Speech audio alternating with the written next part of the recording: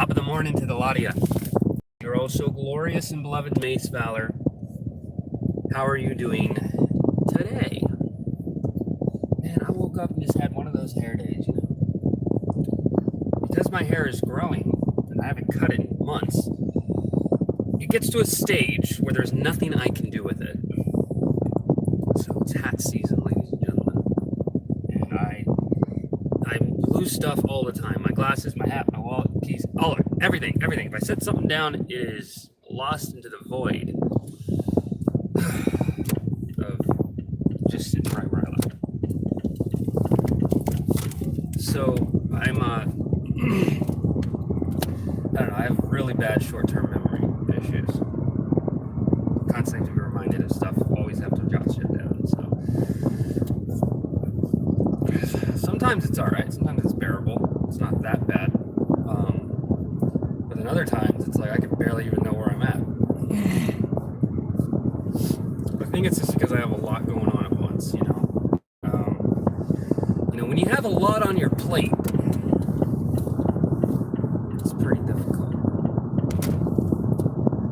So there was a car update since we're talking.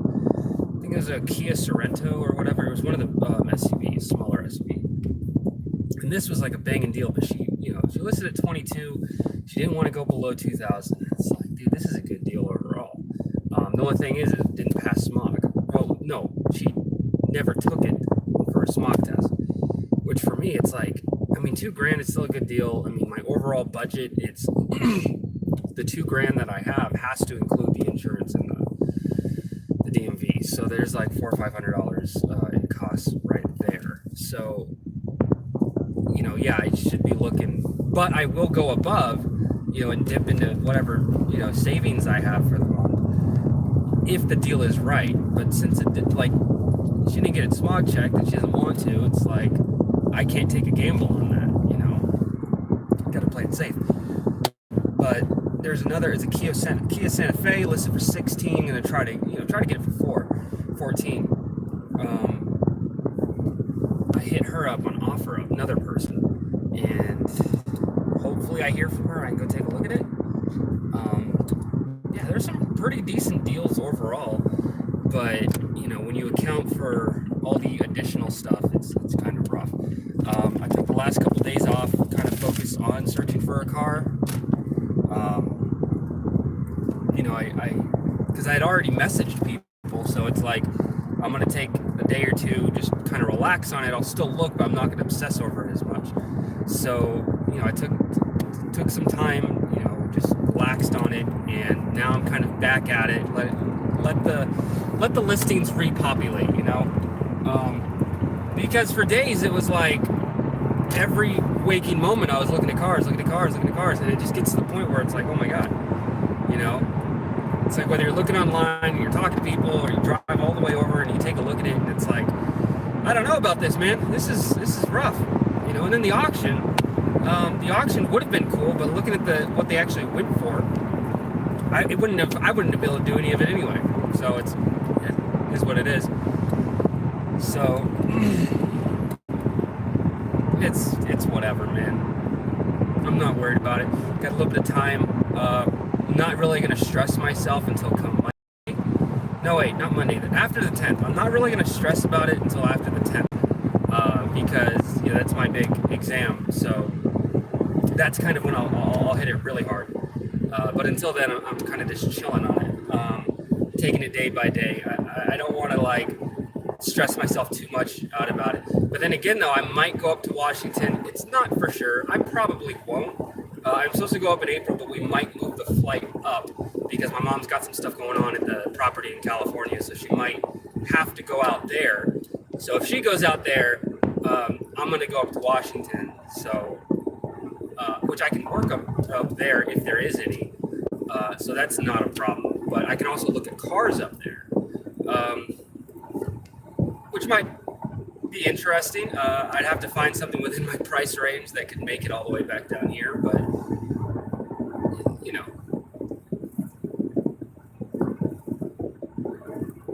we shall see.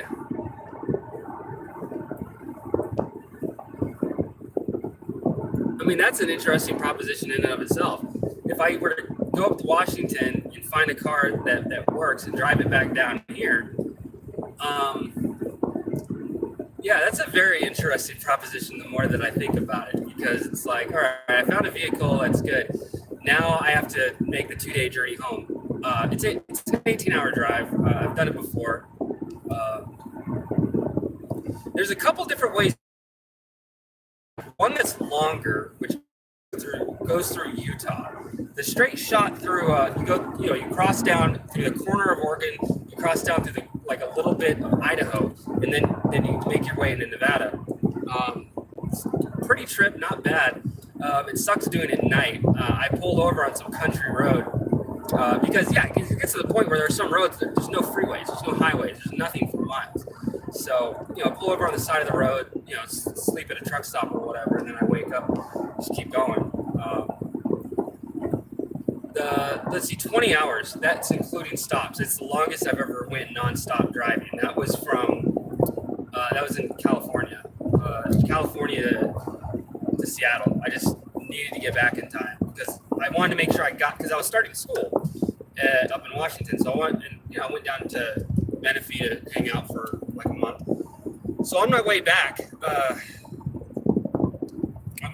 up to Washington, I needed to make sure that, I was starting school in a couple days, and I had to be sure that I at least got a day in between. And I did. I got one day. So I basically got home, slept like the whole day into the next, and got ready to school. So, I mean, it can take a toll on you, man. It's like, it's different because I know driving from here to California I've done before. For some strange reason, the driving from California to here is quicker. It's a perception thing. But it also depends on the time of day, too. Like, which time of week. So, like, if it's like a Friday or whatever, going from California to Nevada, the traffic's crazy. But weekdays, like Sundays are leaving Las Vegas, that's where the traffic's really bad. Like, it gets jammed up. Like, it's a 5-hour trip, but you'll be sitting for a good 2-3 hours in traffic just to get out of the state. Like going down through Prim and off into Baker, it gets pretty nuts. So it's a desolate drive from here to California. There's not really a whole lot out there. It reminds me the Grapevine in California. There's a stretch of a couple hundred miles where there's not really anything out there but farmland. There's not really many stops or anything.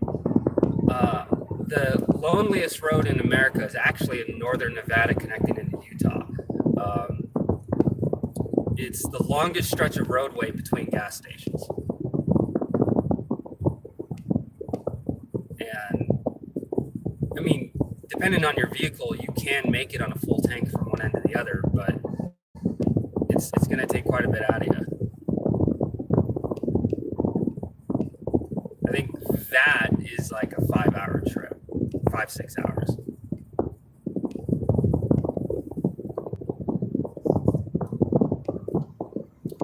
I've never done cross country though. Never gone from one sea to the next. I think it would be cool, but it's not one of those things I go out of my way to do and experience. Because at that point you're just driving. It's like, unless you had some sort of cool roadmap planned out or something like that, that's a long time to be sitting in a car going from one place, from one end of the country to another. Unless you had dedicated stops, to do stuff. But it could easily be done in a week. It could easily be done in a straight shot. If you have multiple drivers, I mean, you can get from one end of the country to the other, just in a car within 2 days. Taking time to rest, taking time, little 20, 30 minutes here or there, go out and stretch,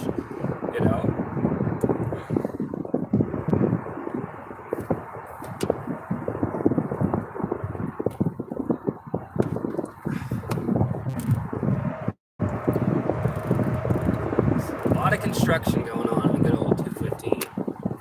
Brett, what's up, 4K? How's it going? Welcome to the party.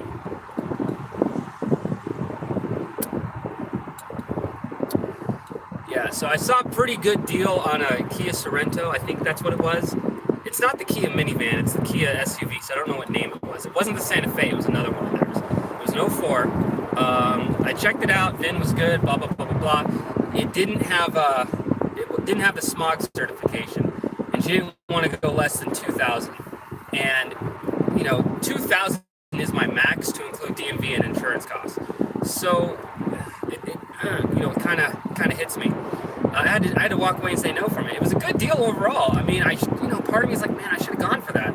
But then I would have been left with nothing. It would have dipped into not just the 2,000 I have for a car. It would have dipped into the savings, and it just wouldn't have been practical. So, because I do want to have some cushion money. I don't want to dip into this extra money that I have, because that money is for bills for the month.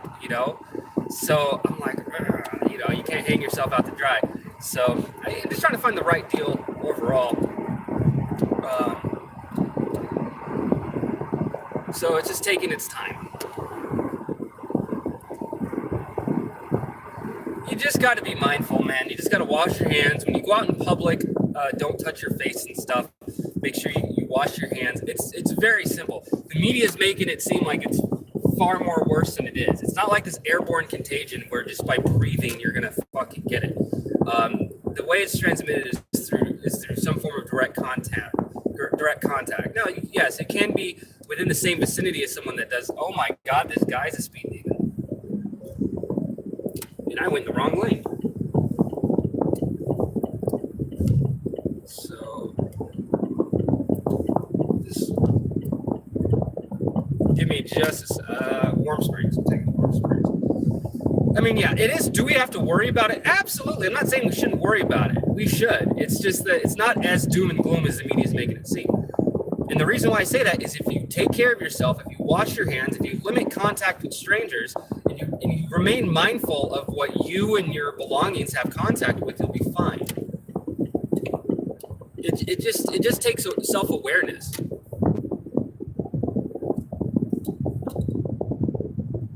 Wash your hands. Won't help. So the whole mask situation, if you had some sort of like heavy duty, like not like a military grade, but like an NBC mask to some extent, the charcoal filtration and stuff like that. Can't stop. It all depends on how strong your body is. You've been drinking too much of the Kool-Aid, my friend. Once you get in contact with it, yeah, then it's a problem. But so long as you take care of yourself, you'll be fine. I'm not saying it's not an issue. It obviously is. But the media makes it seem like, oh my God, it's in your state. That means you're going to get it. You got to stay inside. You got to hoard all the toilet paper and water that you can. The media doesn't really stress, hey, limit contact with other people, 4 to 6 feet apart when you're in public. Stay away from crowded areas and stuff. Make sure that, I would even go as far as say, hey, don't do fast food for a while. Because you don't know what those people are touching stuff, man. And then you're touching it. No. Focus on maintaining you and your own meals and stuff. Cook your food properly, blah, blah, blah.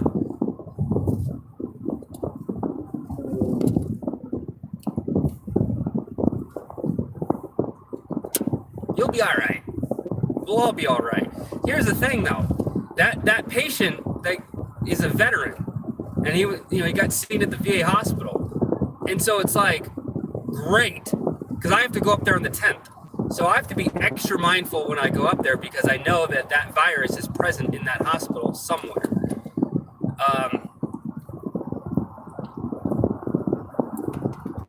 Anyway, so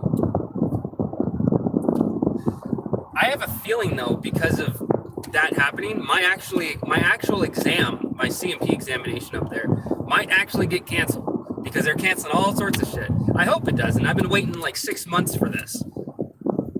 Take a mask, latex gloves. The mask thing, like those cheap 3M masks that people are getting from like Walmart, Lowe's, Home Depot, like that drywall dust and insulation like mask, those paper masks. A virus is way smaller than those masks, okay? if you can breathe in air through that mask, you can breathe in a damn virus, okay? Those masks aren't going to help you from the virus. Those masks are designed for people that are already sick. You know, it helps with doctors and stuff, you know. It's mainly, moisture, right? So if a person coughs, there's moisture that comes out, right? So there are virus particles on the cough droplets. The mask helps with blocking the moisture from coming through.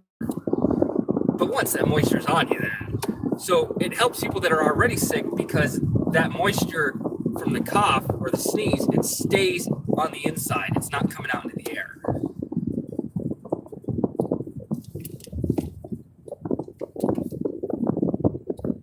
$500 mask with a knock. You need a full NBC get up, man. A nuclear, biological, chemical is these things that we have in the military.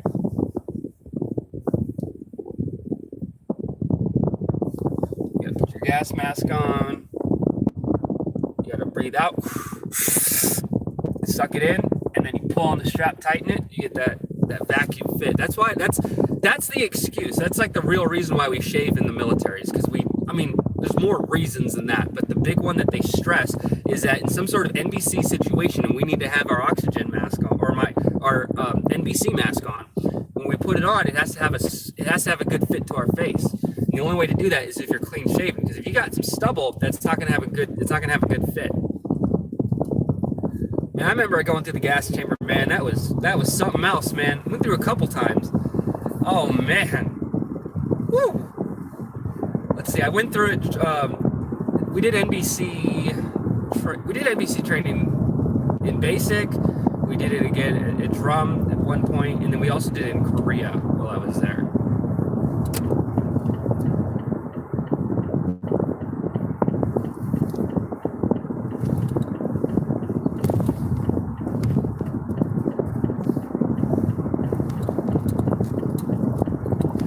Yeah, I've been looking at Chevys too, but for whatever reason, the insurance premiums on Chevys is pretty high. It's like a good $70 difference. It's like $300 every time, and I'm like, what the hell? So I guess the old adage is true. Chevys are pretty shitty, unreliable Chevys, you know. Fucking eat brake lines like they're fucking Twizzlers.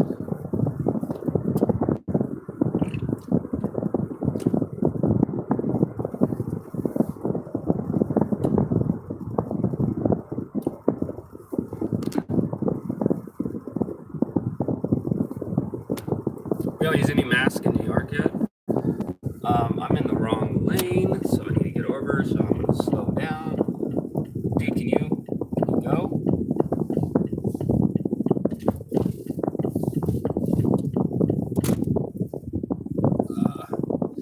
You know, the Raiders are coming out here. That stadium's almost finished.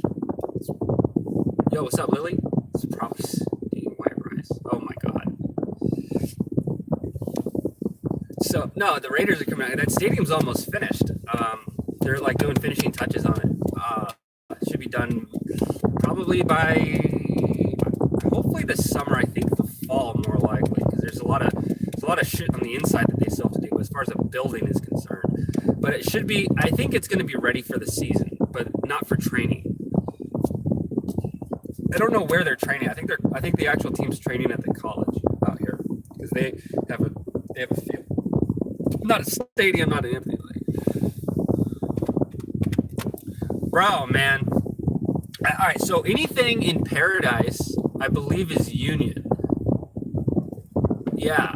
So, like, when you work for, well, not everything. Like, I know that the maintenance techs for the hotels and stuff, they're actually employees of, like, Caesar Entertainment or whatever, right? But there's a lot of people, like the convention centers, right? That's all unionized, and the unions are kind of dumb. So I remember I had a TaskRabbit job where we were supposed to go help this. There was a pallet with all these belongings on it that belonged to our client. So there was a whole bunch of us putting shit together for these booths. So we went to go put the stuff together, but some of the stuff was on a pallet that was at the end of the hall. So we were like, you know, we couldn't find anyone to move the damn pallet down, so we just went down, unboxed the pallet, and moved everything down ourselves. Well, the thing that really kind of sucked was that the union guys there, the ones that were supposed to be moving everything, when they found out, they got all pissed off. It's like, hey, that's our job. We're supposed to do that. You can get fined for moving our shit. Well, it's our stuff. It's like, yeah, but it's our job to move it. It's like, then where the fuck were you guys? Oh, we were on a break. It's like, for 2 hours? Fuck out of here, man. Oh, yeah, really good money. So long as you got the experience. They don't really want to bring in anyone that's all willy-nilly brand new, you know? You gotta have some backing with you.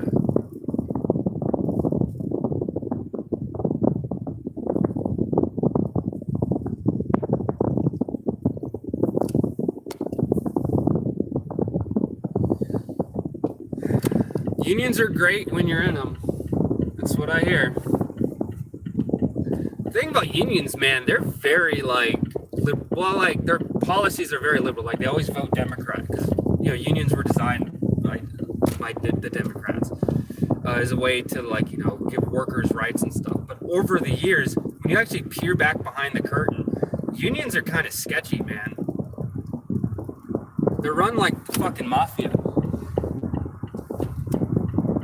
Like, no joke. Like, I ain't joking, man. Like, they want their cut. They want their dues. I mean, they're going to take care of you. But, like, unions run at a profit. It's like everything else in the world. Whatever. It's no different from anything else that happens. So, shit, I don't have a pen. Just realized that. The economy is bad. Oh yeah. Well, the thing with unions is usually that you stay pretty consistent, is what I've noticed. In the private sector with a lot of these things, it's kind of seasonal work at times. But even in the winter, like there's still work for HVAC. But here's the thing: I've noticed this working in HVAC. If someone's heater's down, they're more willing to deal with the cold than they are with the heat. So, someone's system's down in the winter. They don't want to shell out a whole bunch of money to fix the heat. They'll deal with the cold. And it's like, damn. But in the summer, people will spend all kinds of money to stay cool. It's really weird. And I'm not saying that's everyone, but I'm just saying it's like there's a higher percentage of people that will not pay to service their shit in the winter than as opposed to in the summer. In the summer, it's like 99% of people, if their shit's down, they need it fucking fixed. Especially if they have kids. If they have kids, it's 100% of the time. If there are kids in the house, especially babies, no questions asked. It's like, I don't care what's wrong with it, fix it, here's a blank check. Just get it working,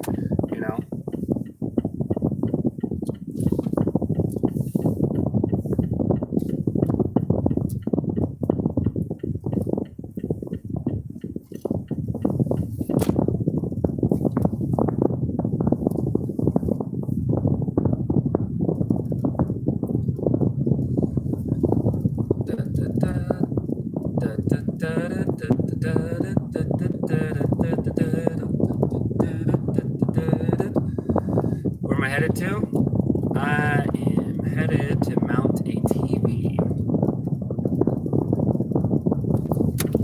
Oh shit, whoops. And I missed my turn.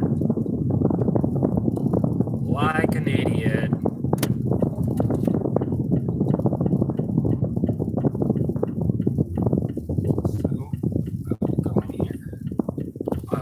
Flip a beat and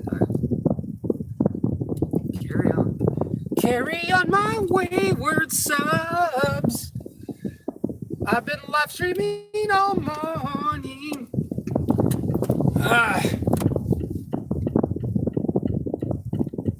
Don't you cry no more.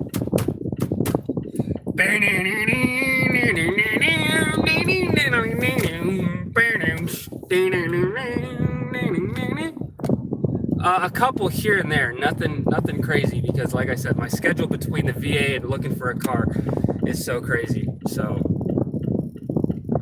it's just been a little just to have some extra cash, because shit's pretty tight, especially since tax season's hit. So because when you're an independent contractor, you don't get a return, you get deductions though, so that helps.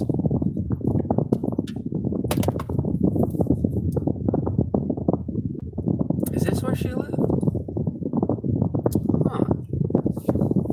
I've worked for this chick before, so I have a thing that says on my. I'm slightly early, so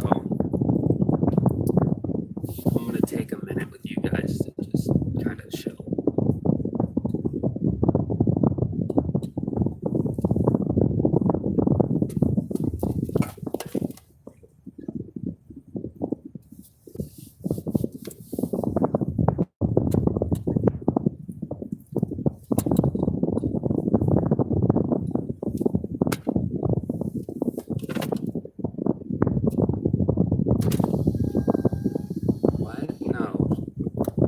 Real sketchy. Like even when I took not that she's sketchy. She just isn't like the last time I pulled out my phone to take pictures of the work that I did.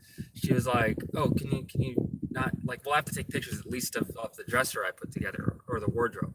She's like, "Oh, okay, I understand." I was like, but she doesn't. She wouldn't know. She wouldn't want me going and filming her house and shit.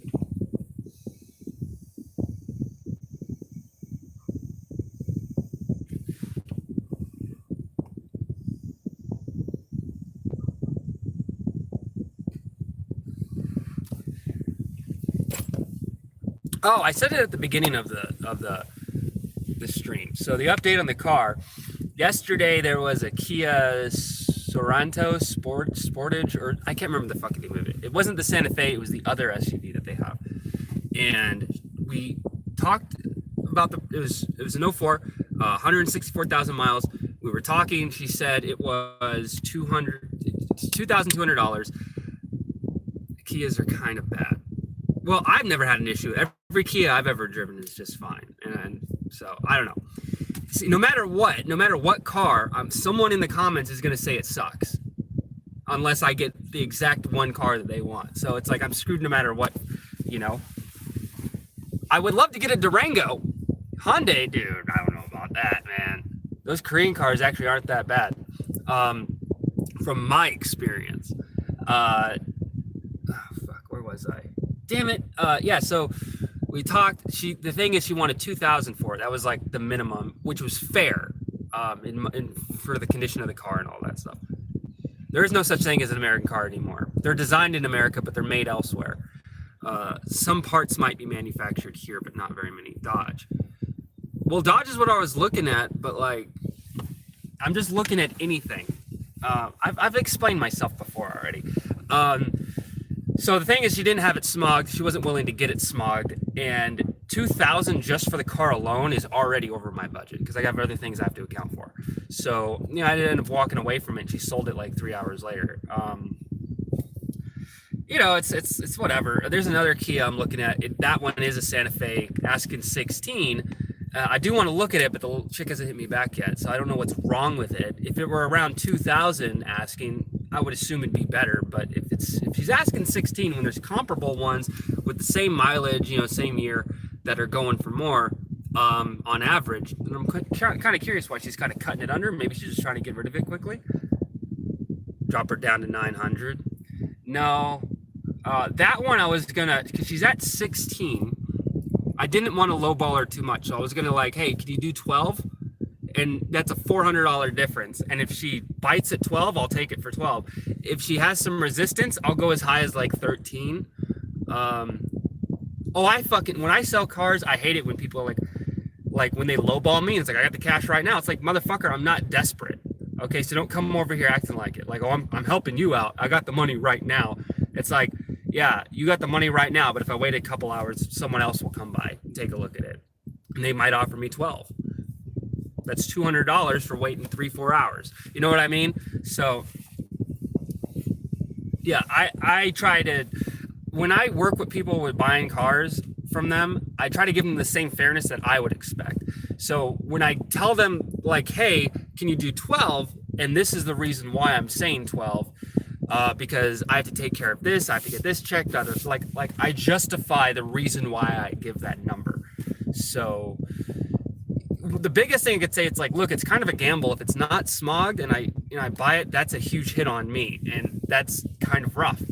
So I don't know. And that's kind of like the big one.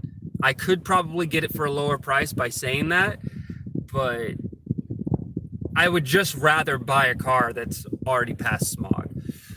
That guy with the Caliber, though, when he got the car smogged, he suddenly felt like it was worth $500 more, and I was like, no, I don't want to. No, I don't want to run. I don't want to drive a Lincoln, dude. Well, I'll get a little bit more next week after the 10th. If the 11th rolls around, I still don't have a whip, then I'll get a little bit more desperate, but not now. So that's kind of the update. Nothing's been going. But speaking of which, I do have to get going. I have to go do this real quick, so I'll be back in a little while. As always, you also alerts. It's Valor signing off.